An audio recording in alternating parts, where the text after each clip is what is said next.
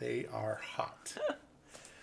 Good evening, everyone, and thank you for watching the Barre Beat special night tonight, Tuesday night.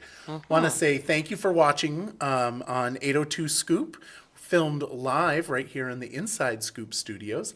And with us tonight, we have Miss Carol Dawes. How are you doing, Carol? I'm peachy. Peachy. And of course, we have the ever lovely Raylene. Good evening, everyone. So we wanted to bring Carol in because Carol is truly the subject expert when it comes to city clerk. And Agreed. For those that don't know who Carol is, Was. or was, sorry. Well, you're still alive, so Right. True. so it is currently still is Carol Dawes. But Carol was our city clerk for 16 years. Yep. And And she'll always be a clerk at heart. this is true. This is very true. Yes. This is very, very true. How you been doing? I'm doing well. It's funny that you mentioned that. I'm currently working part-time for the town of Berlin. I'm helping their Nice. finance department with a bunch of stuff, working on grants, working on their audits and stuff like that. And as I was walking through their town offices today, their clerk stopped me like 4 times and said, "Hey, you'll know this." And then they kept asking me clerk-related questions. Nice. And I did know. And actually, my standard response is, even if I don't know, I make it up and say it with enough authority that people just believe me. Right, So then they know. that's all that matters. And that is That's another great office up there, though. Yes. I lived in Berlin for a little bit, and Yeah. I everybody up there, they're great people. Yeah. I helped out. They went through a period of time in 22 when they were without a clerk for about 2 months, right before the August primary, and I went up and helped them get through the election. So I'm sort of like, have clerk skills, will travel. Right. The interim. I worked. I did the same thing in the town of Plainfield earlier this year. I helped them through their town meeting election. So, Nice. and that was interesting because they do a combination. They do some stuff by Australian ballot, which I'm used to, and then they do a floor meeting, which I had never done before. So that was, it was a learning curve for me to do that, but really exciting. So. Well, the clerk position is extremely important, especially when what's the main focus of your job as clerk is elections. Exactly. And I would you mind just giving us like a little bit of a rundown of what the clerk does? Well, because I don't want to just say elections. Yeah. The clerk is the keeper of the municipal records. Town or city records. They're all kept in your vault. You are the custodian of them. Any public records requests come to you, and you have to fulfill them based on the laws. There are very specific laws around providing access to public records. All the land records are in the vault for every piece of property in the city. Every deed, every mortgage is housed there. And I like to remind people that, in a lot of cases, somebody's property, their home, is the most valuable asset that they have. Yep. And we have all that documentation. We hold it for them. We're the keeper of it. We also have birth, death, and marriage certificates. Going back to the beginning of the city, actually going back before the beginning of the city. The city was chartered in 1895, and before that it was just Barre, the whole area, and we have those earlier records also. So we have birth, Super cool. death, marriage records going back into the 1700s. And it's fascinating to look through them. One of the things that always blows my mind is the death records are bound. Earlier years, they're bound in books. And a typical year back through, if you're looking at 1912, 1915, whatever, the books are about, an inch and a half thick or so. But if you look at the book for 1918, which was the Spanish flu, it's about 3 times that size. Oh, wow. because of the number of people who died. And if you thumb through under cause of death, 2/3 of them are listed as the Spanish flu. So it really is just an instant snapshot of something that impacted the community in a huge way, just by seeing that extra large book of death records. So, and then there's other things, because Barre City was a hospital, had the hospital up until 1968 when Central Vermont Medical Center opened up. Every birth in that hospital is recorded in the Barre City records, because they're all issued in the town in which the birth happened. Yeah. Even if the person lived in Williamstown or lived in Graniteville or whatever, all their birth records are there. So again, you can see the birth books are, 2 inches thick, and then starting in 1969, they go down to next to nothing, because, so you get sort of a snapshot of the history of the community just by looking through the records. We can go in there and find Phil That's Scott. pretty cool. Oh yeah, all Phil kinds Scott. of stuff. I bet you Tom's in there too. Is he old? He wasn't born in Oh, he wasn't? Barre. No, he moved here as a kid. So Tom Lozon is a Flatlander? Ooh, Carol's not gonna say. I don't know exactly where he moved here from, but I believe that he was born I'm a Flatlander elsewhere. too. So am I. I was born outside of Philadelphia. So the other things that happen there, of course, are all the vital records. We have birth certificates, death certificates, marriage licenses. We sell marriage licenses for people who want to get married. We do dog licenses. We do, we offer opportunities for notary services. If you need something notarized, we do that. Those are certainly, we deal with liquor license renewals and, different licenses that the city offers. One of the big things, of course, is that we collect property taxes in that office, and that, of course, means that we have a lot of interfacing with the public. Tons of interfacing with the public, and the other thing is that we're the office, and this is not unique to Barre, but the clerk's offices throughout the state are the sort of the first point of contact for people. We answer the phone. Yep. So Right. you call, we answer the phone, and we get questions, that are all over the board. I know you're not the right place to call, but do you remember the restaurant that was down on North Main about 50 years ago? It was on the left, and can Right. you remember the name of it? Yes, it was the Country House. So I mean, you provide that kind of level of service. And then, of course, there's elections. So Which is really important, and the reason why we're having you on today is because City Council has put on the charter, has put in for a charter change. It wasn't a situation where everybody on the City Council was like, "Yay!" It was Right. well, we'll let the people decide on it. Yep. There was a couple councilors that were like super pro, and then the others were like no, but they decided to put it on anyway, and it's to turn the clerk position into an appointed position, which of course my feathers went up immediately, but not nearly as much as yours.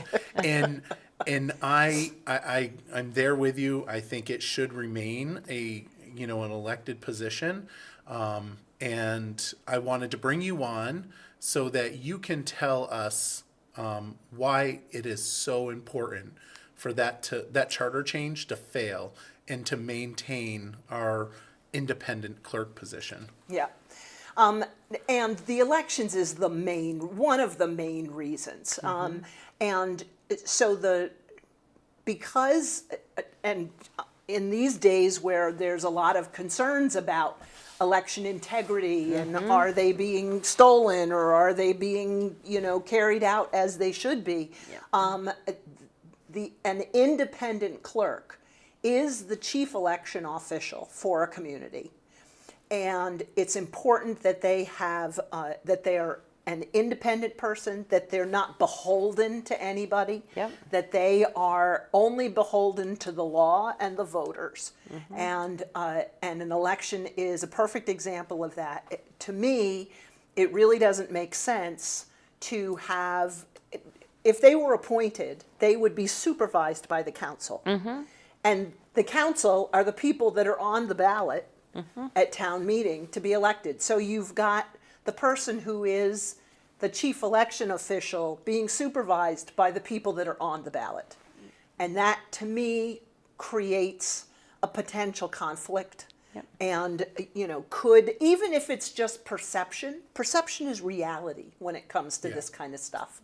And so it's vitally important to keep that office independent. One of the other reasons is, some of the argument has been that, what if somebody isn't doing the job well, and here in Barre City we have there's 8 elected offices. We have the 6 counselors, the mayor, and the clerk, and that what they're trying to do in this instance is they're singling out the clerk Right. as somebody who needs more supervision or more control or something like that. And we already have a system in place for that. They're only 2-year terms. Somebody isn't doing the job Right, you that they just should don't be vote doing. for them again. Exactly. 2 years later, they probably will be out and somebody else will be in.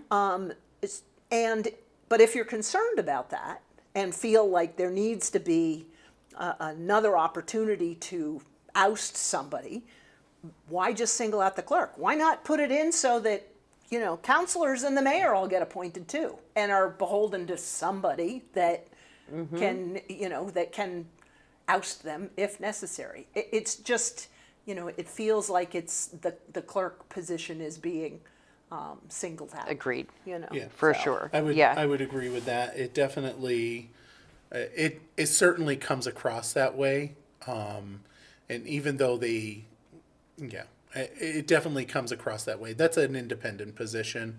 And like you said, having it beholden to a group of politicians is a little sketch.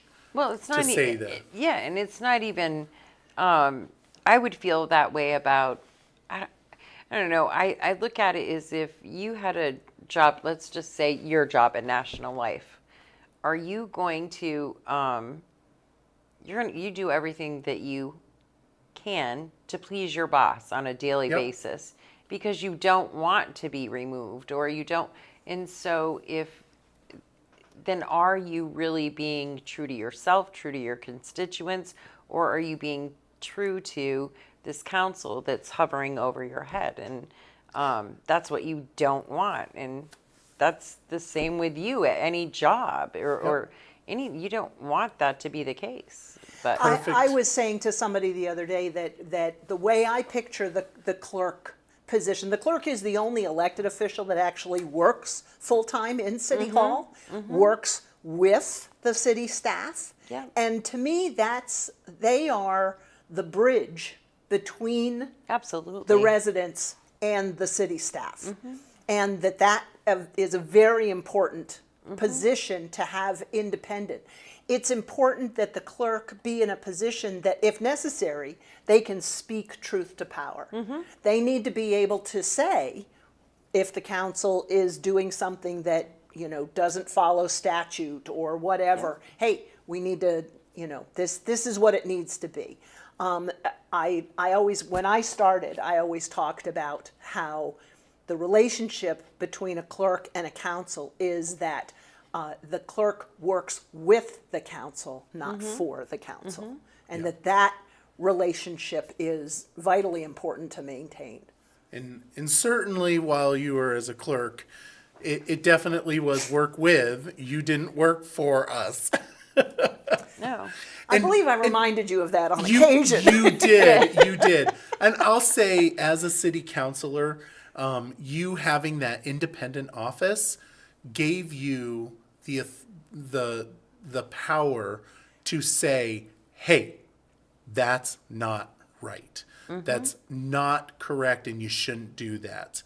And I don't know if someone in an appointed position Would dare will say that. dare do that. And that's a huge problem. It's a very difficult thing. Yeah. One of the other arguments that's being made is that if it's an appointed position, then that gives the council the opportunity to look for someone who has the right training and skills, and that an election is just a popularity contest. But when I was first elected in '08, I had none of the training. And there is no such thing as, the technical center doesn't have a municipal clerk position, Right. training course. Yep. There's no bachelors of municipal clerking available out there. You learn it by doing. I came into the office with no experience. I availed myself of the trainings that were available through the League of Cities and Towns, through the Municipal Clerk and Treasurers Association, through other clerks. There's a wonderful network of clerks providing service to each other and guidance to each other. And then after I got to the point where I knew, I then turned around and paid it forward. Right. And provided that same kind of support for newer clerks and treasurers. And so it's there is, I don't know how you would even build a job description that included some kind of training or something. There isn't anything. To me, the number one priority that anybody running for the office needs to have is their interest in serving the people of the city of Barre. That's the most important thing. Yeah. No, I completely agree. And it's a little concerning that, because I look at it from a political spectrum, because that's, who I am. And to me, it feels like it's consolidation of power.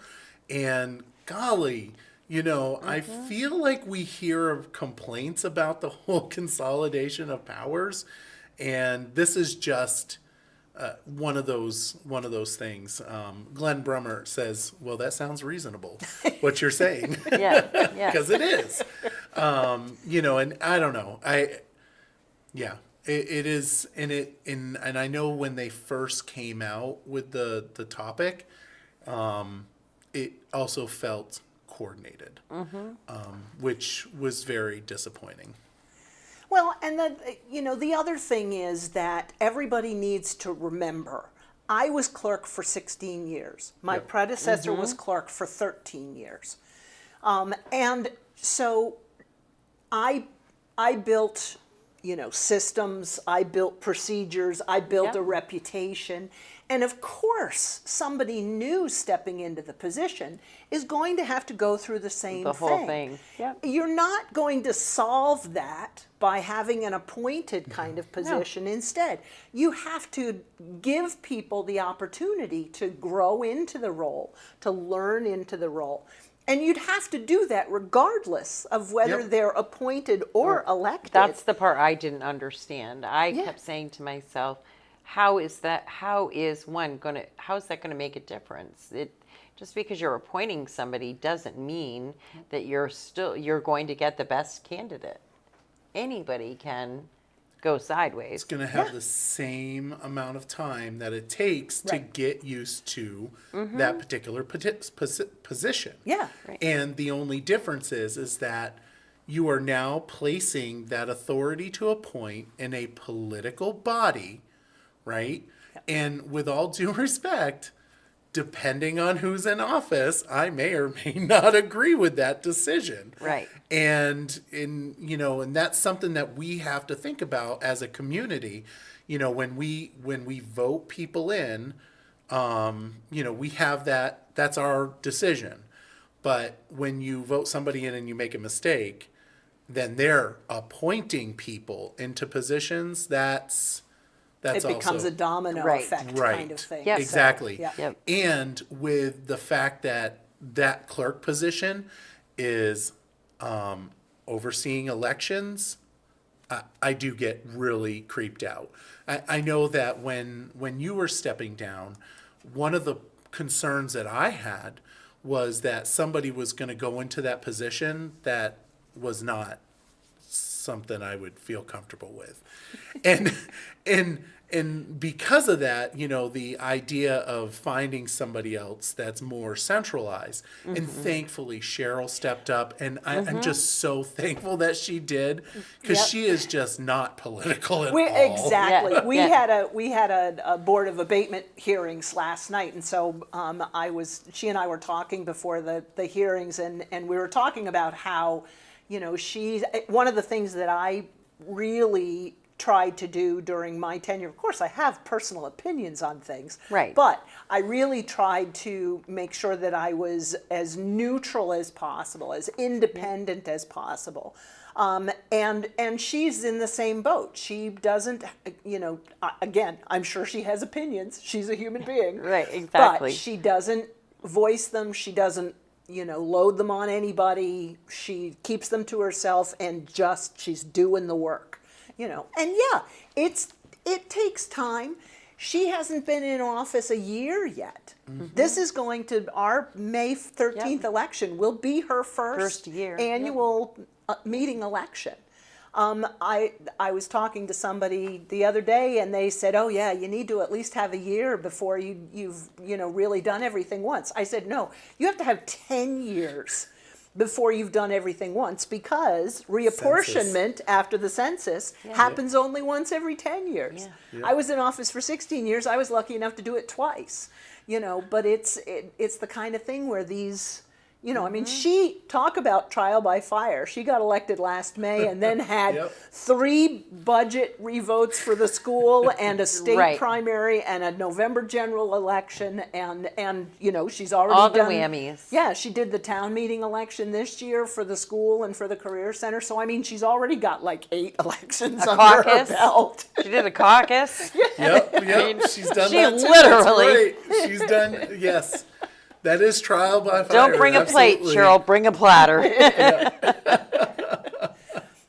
So it's part of the learning curve, and she still reaches out to me. She knows that I'm happy to answer any questions. She sent me an email today. Hey, she forwarded something to me and said, "What's how should I deal with this? You had any and we communicate all the time. So yeah.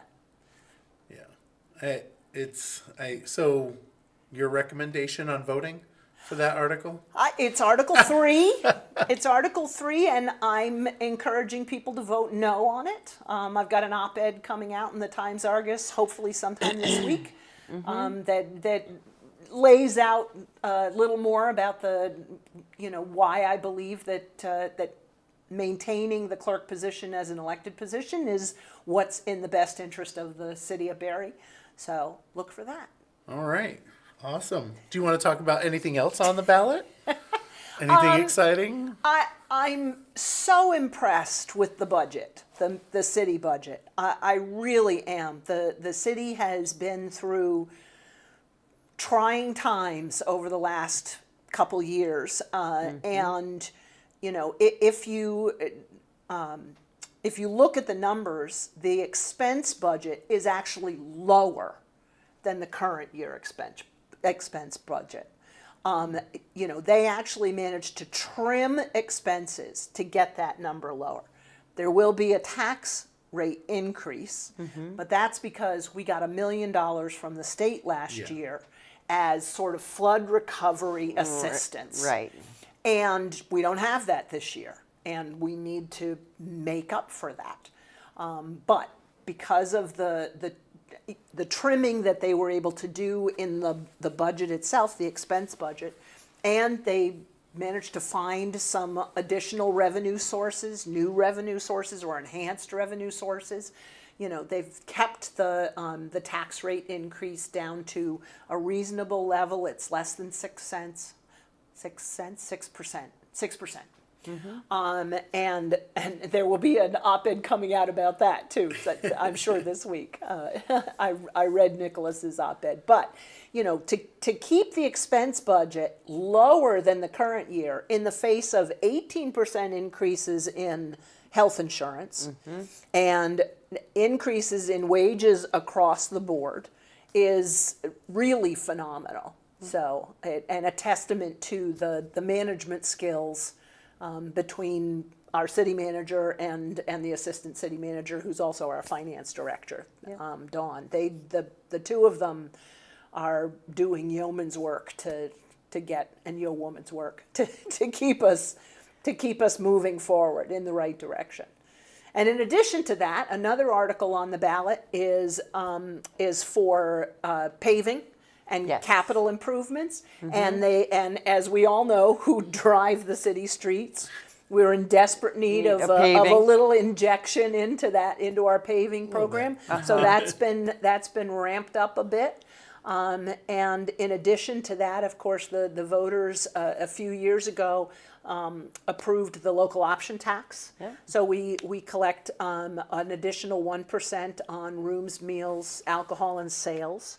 And that puts over $1 million directly into the capital fund for the city of Barre. Doesn't go for general operating or anything. It goes right to capital needs.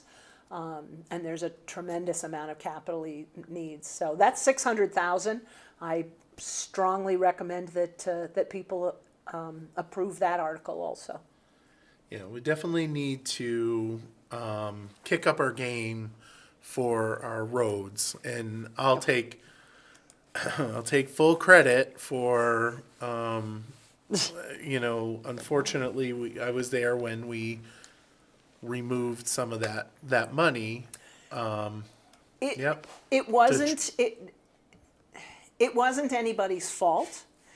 The intention, based on the numbers that we were getting from the Department of Taxes, our estimations for what the local option tax we're going to raise allowed us to say, okay, we can cut back a little bit on what we're asking the voters for capital and paving, because we're going to get it from the local option taxes. Yep. But as it turned out, the numbers that the Department of Taxes used was based on the whole Barre area. Oh. Anything using the 05641 Yeah. zip code. Yep. And the local option tax, of course, would just Be the city. right. Yep. And so the numbers were considerably lower than we had anticipated. And so we sort of, we ended up taking a step backward through that. But we have, between the addition of the local option tax on sales, which went into effect 3 years ago, and now the increase, the requested increase on the ballot, we're going to get back to where we need to be. So, Good. We'll have nice roads like we did when Tom was mayor the first time.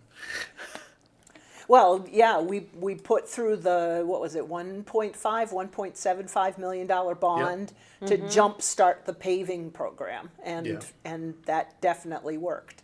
But the most important thing is to then continue that investment on a regular basis, and it's hard to do. Yeah. It's hard to do because something else breaks or a piece of equipment dies and Or has the to be city floods replaced. 2 years in a row. Exactly.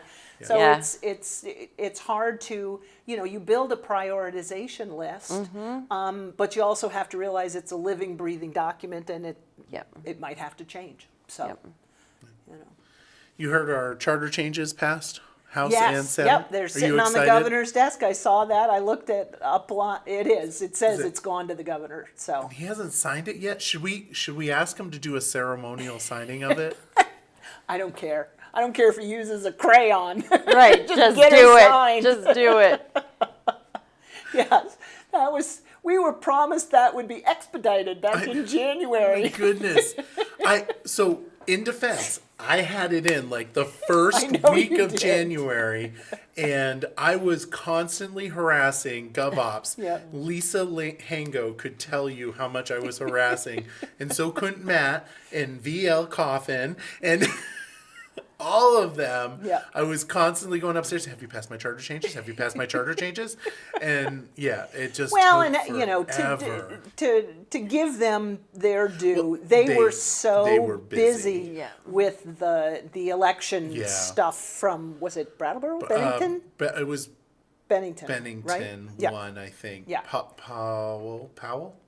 Powell, something like that. I don't. Yeah, it had It to wasn't do with there Pollitt. was a there was a discrepancy in demarcations between voting districts, and people who were on one side of the street had been allowed to vote in the ballot on the other side of the street, and because things had been changed during reapportionment, and then one candidate won, but the difference was narrow enough Right. that so they had to really dig deep into, what's the law, to get it taken care of. But So- it is why they whisper about you in the hall and say, "Oh my God, here he comes." Yeah, well, that and everybody. Well, that's not true. When I bring it up, when I tell people I'm the flag charter change guy, oh my goodness. It's kind of like when you used to say, I'm the chicken counselor. Yes, yes. We do have a bill hanging on the wall somewhere in that state house about egg-laying hens, and I am terrified somebody's going to take it up. Terrified. It's like, the sky's falling. Terrified. Chicken Little reference. Yes, yes. But yeah, no, it's Good yeah. gracious. We do have a couple other charter changes on the ballot this year, in addition to the clerk position. And these other two I do support. One of them it's a tiny tweak, but it would allow the city manager or another official that, as named by the council, to sign documents associated with purchase or sale of real estate. And it's mainly something just meant to help smooth the transition. It still requires council approval. They still have to, vet all the documents and all that kind of stuff. It's just that for timing purposes, rather than having to try to find a time when the mayor is available to attend a closing or whatever, that kind of stuff. So that's a good change, just helps smooth things along. And then the other one is, if you go back 15 years ago, less than 15. probably 'Cause I was there. Barre City Charter used to have language that said, "Thou shalt not carry a fund balance." If at the end of a year you ended up with, in the black essentially, for regardless of how you ended up there, if you just were really careful with your money, if you whatever, if you ended up with $10 in the black, you couldn't carry it as a fund balance, as a rainy day fund, as an emergency fund. You had to use it to reduce property taxes in the new year. And while that sounds great, sounds like a perfect idea, it doesn't give you the opportunity to sort of keep things level and even. If you end up with a big fund balance and you have to put it into lowering the tax rate the following year, you essentially have artificially lowered the rate. So in the next year, you may have to get back to way back So up. you don't have an opportunity to sort of just even things out. Yeah. So what happened less than 15 years ago, according to Michael, the voters approved a charter change to remove that language and to allow the city to carry a fund balance of up to 5% of the budget. So the budget's at that point in time was like $12 million, so you could have $600,000 in a fund balance. And that fund balance, it really was meant to be like a rainy day fund, an emergency fund. And we worked our way up to that actually over the last few years. It's pretty much gone now because of the flooding, because we had to go dig into it, which is exactly what it was there for. The proposed language in the charter change would increase that from 5% to 10%. So again, this year we're looking at a $15 million, I think it's about $15 million budget. So you'd be able to keep up to 1.5 million. Now, there's no way you're going to get that in 1 year. Right, It's, you know, right. That's not but gonna happen. it takes Right. it takes some time, but it gives you an opportunity to build up to a more comfortable cushion. Our auditors recommend that municipalities have 3 months of operating support and, you know, of operating money in a reserve so that you can use it. And that would be, you know, a little over 8%. So we're looking at something just a little bit higher than that. I think it's a great idea to have that as an option.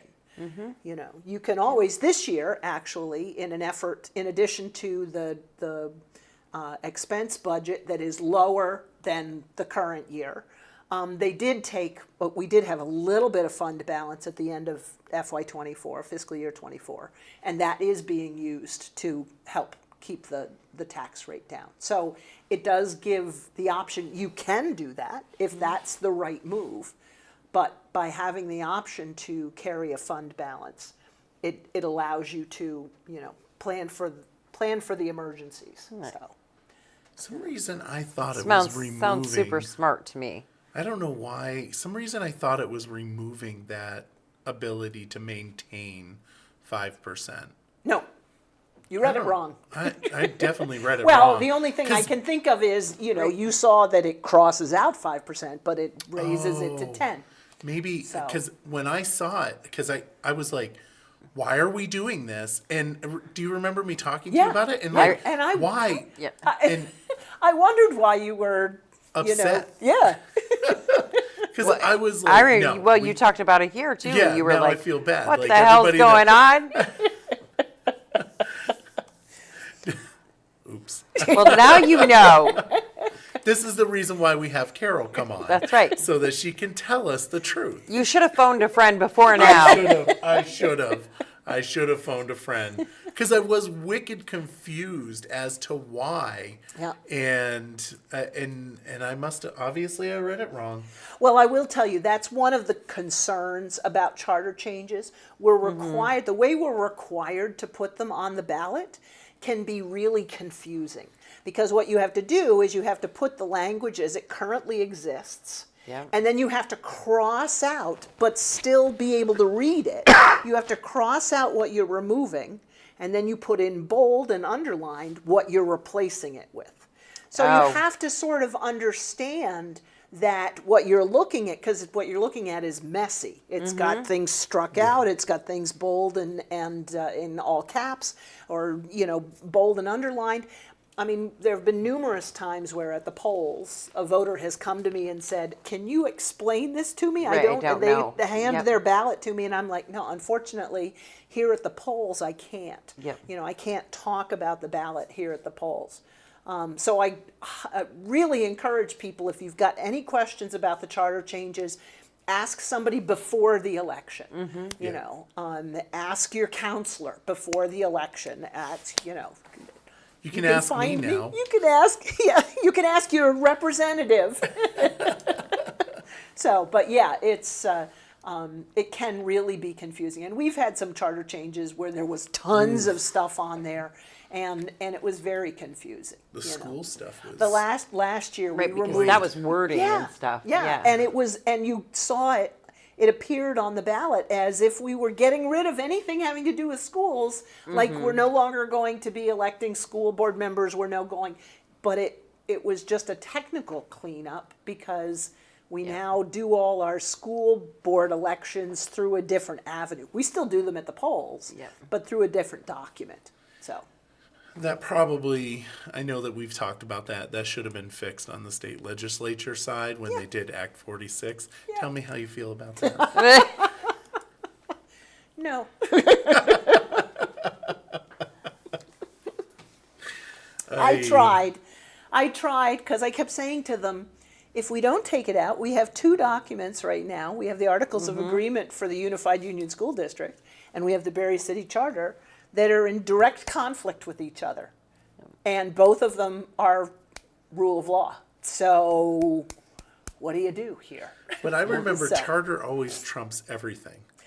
Yeah, because charter is statute, and the Right. Articles of Agreement aren't statute. Oh, so So- so we could have I mean, we really could have raked people over the Well, coals. I Oh. can't begin to imagine that it would have flown, somewhere. And that's where the whole conundrum would have, turned into an ugly morass was, if it we was tried already to. ugly enough. Yeah.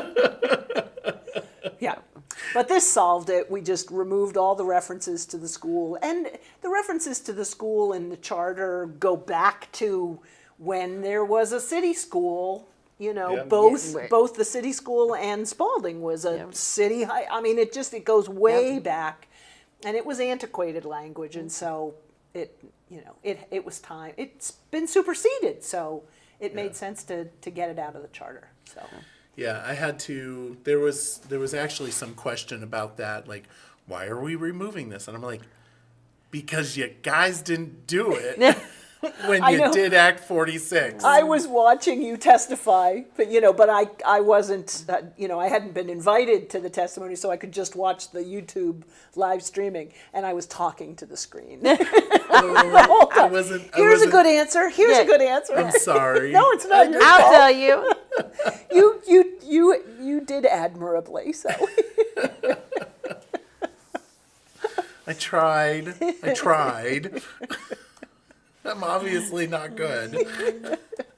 well, I've had the privilege of doing probably for a good 10 years, if not a little longer. I've been able to do a fair amount of lobbying at the State House. Usually under the umbrella of the Municipal Clerk and Treasurers Association. I was their legislative committee chair for about 10 years. And there's a real art to it. There really is an art to it. To sharing your point of view, educating the legislators, and also not getting into battles with people who are on the other side. Yeah. Trying to find ways to find common ground. One of the things I early in my years of doing that kind of work, I used to say, well, why is it that the legislators aren't getting this? Why isn't that they, why do I have to do so much, educating to get them? But when you start looking at the amount of materials that you all have to read and absorb, of course you're not going to know. It's kind of like, if somebody went in to talk to you about medical malpractice, you're not going to know anything about medical malpractice. You're going to need to be educated. Mm-hmm. And it was the same thing with, clerk-related stuff. We talked about vital records or elections or stuff like that. You're not going to know. You're going to be dependent upon what people can teach you, and you're going to get different points of view. Right. So, Yeah. I'll say there was a bill. It was like 150 pages. I still don't know what it was. I know. You hope that whoever wrote, the little summary that's like the first couple paragraphs did a good job. Yeah. It was like uniform code something, and it was the I can't remember which office it was right now. I think it was the Secretary of State's office, and it's like, and he was reading it, and I'm thinking to myself, that and the unemployment one, and I was thinking to myself, this is somebody kill me. Somebody kill me. And they're talking, we're trying to homogenize this, harmonize this so that it's within this particular, and I'm thinking to myself, this is awful. But we were talking about TIF in the last couple days. Yep. And let me tell you, I knew what we were talking about, and I told the chair, I was like, I want to present this on the floor, but I probably won't be able to because it's not our bill. We just did a drive-by. I was so disappointed. Yeah. I would love to present that bill because I know that. Right, you're I know passionate TIF. about that. I know TIF. Yeah. And the Tax reason- increment finance yes, sorry. districts, for those who Yes. don't know the Yes. acronym. So and it's a project-specific TIF. It's CHIP. It's called CHIP, which Yeah. is it's Yeah, for I don't housing. know. It's Yeah. like something housing Improvement or something. Yeah. program. Yeah. And it's designed specifically to take the TIF model to build housing for our communities. Yep. And yeah, so that's been like the exciting point in commerce and economic development. That, and we're taking up kids code, which I'm all about. Yeah, that's anyway. So yeah, so we just wanted to bring you on. Anything else you want to tell us about? Can't think of anything. Can't think of anything. Can't think of anything. Like I said, I'm working part-time for the town of Berlin. I'm actually still working part-time for the city of Barre. I am the TIF administrator for the city, because the city has a TIF district. And I'm working on that. We've got some exciting stuff happening around TIF. Because of the Seminary Street housing project, the building that's going to go up behind what was the Key Bank. There's going to be a new apartment building that's going to go up there, 22, 23 units, I think. And it's going to be built in the TIF district. There will be TIF-related infrastructure portions of that project. So we'll be going to the state to have an amendment to our TIF plan. Our TIF plan, which was approved back in 2012, was exclusively for parking improvements. And that was tied to the, sort of the rebirth of Blanchard Block and the construction of City Place, and the need for more parking to accommodate all those new employees that were coming in. But in the intervening 12 years, there's been so much change in the way people work. Yep. The 400 Agency of Transportation employees that are based out of City Place, they come to the office one day a week now. Right. Yep. And so we don't have the need for parking that we had 12 years ago. Now the need is housing. Yep. So we want to look at doing a change in the focus of our TIF district to work on housing. We've got a little bit of time before the end of the life of our TIF district, and we want to be able to take advantage of that little bit of time and capacity that we've got left to really concentrate on what Barre needs, which is housing. So, I got a question for you about that. okay. Because I struggle with the housing issue. A part of me thinks, so we decrease our population, and yet our housing constraints are a huge problem. And I know in some municipalities, it's definitely people bought houses and they're not living in them, which is really frustrating. Very and I much think so. we should tax them like through the roof, because if you're not paying through income tax to the state of Vermont, you should be paying out your butt for property tax. Well, and my understanding is that the tax bill includes, additional taxes on properties that are second homes owned by out-of-state Right. people. I don't think so. I don't think Last I heard, but these things are a movable feast. It may have been in the bill one day and out of the bill Out of it the next. So I think it's down to 3 different categories if we're referring to the education, Yes. the education bill. But I don't think the category of people living in other states. I know that there was second homes, and then it was based on, I think, property assessed value. That's what Yeah. But the thing that I would like to see is that if you don't live in Vermont, you get charged more. And the reason why I like that is because you're not paying into with your taxes. Right. And those people that have the second homes in Vermont, they can afford the taxes. But the people that have second homes from another state, that's what I'm saying. Yeah. But anyway, yeah. So I don't know where I was going with that. Oh, yeah. So why do you think we have a housing crunch?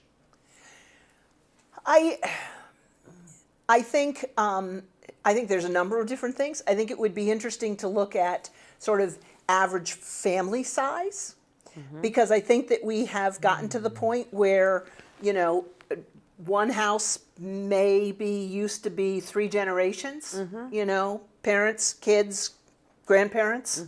So there may have been 8 people living under one roof. I'm one person. I live in a house by myself.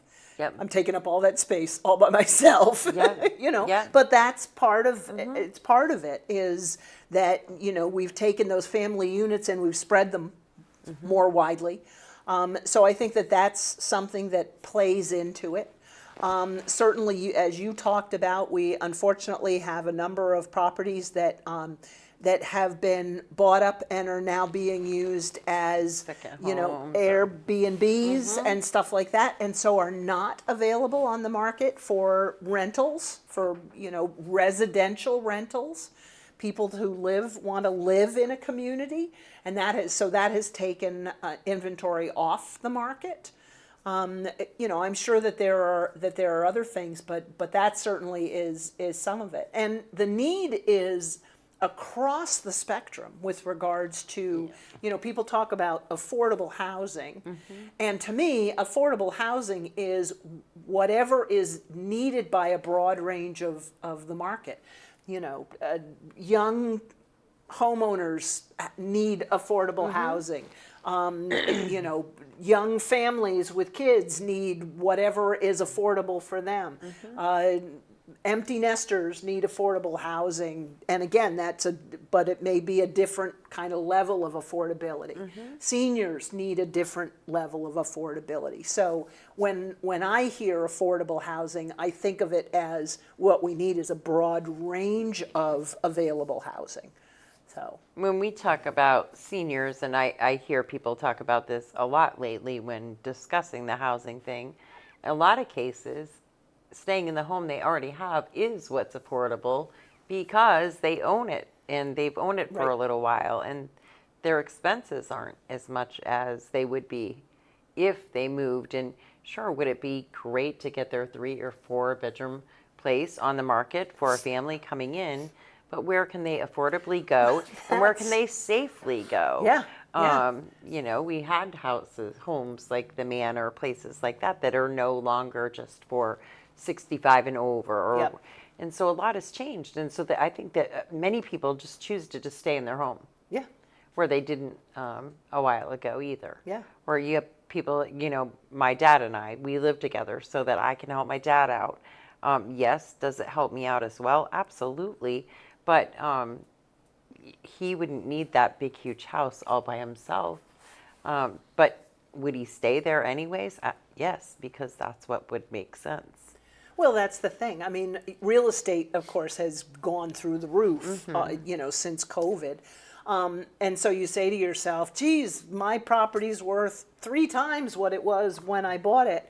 I could sell it and make a mint and move somewhere else, but wherever you went to move gonna cost is you gonna the mint. cost it, right? Exactly. And of course, with interest rates on mortgages where they are, Yeah. you know, if you're living in a house where you've got a mortgage that you got back in, you know, 2015, Yeah. when interest rates were, you know, 3%, Yep.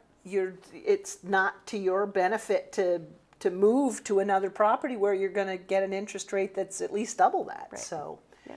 it's hard to figure out how to free up properties on the market and make them affordable for people at whatever level they want affordability. And you know, so there's definitely the need. And the need also is driven by, you talk about how, you know, the population has gone down, but we need people in Vermont. Yeah. We need people to move to Vermont. Yeah, we do. So, and that means we have to have the housing. You know, you probably know, as chair of the school board, you probably hear about it with new teachers or new administrators who want to move into the area. Can't find They housing. can't. Exactly. You It's know. insane. Yeah. It's really sad.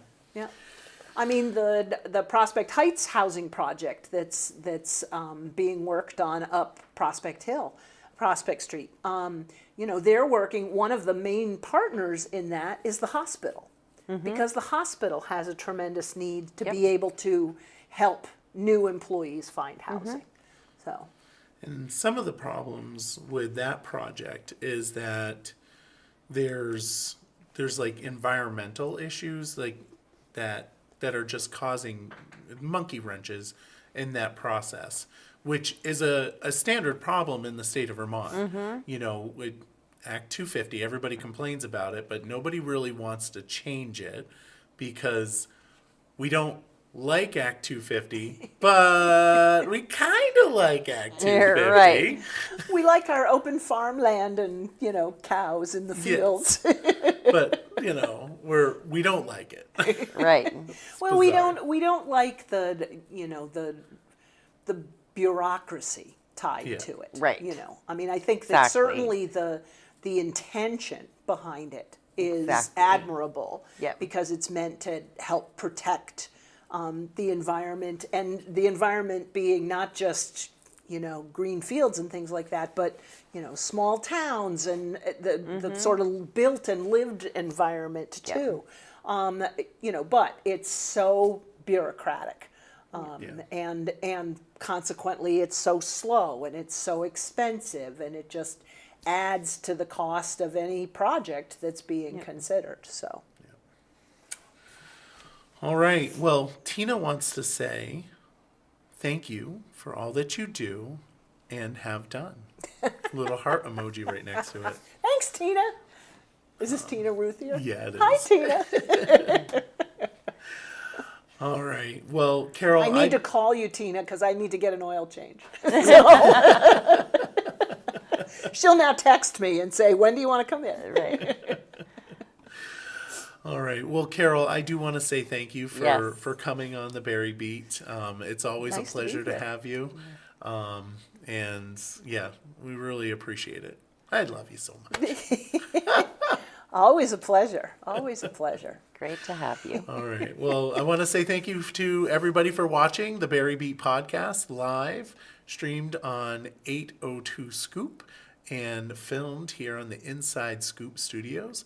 We hope that you guys have a great evening, and we will see you on Thursday for the weekly wrap.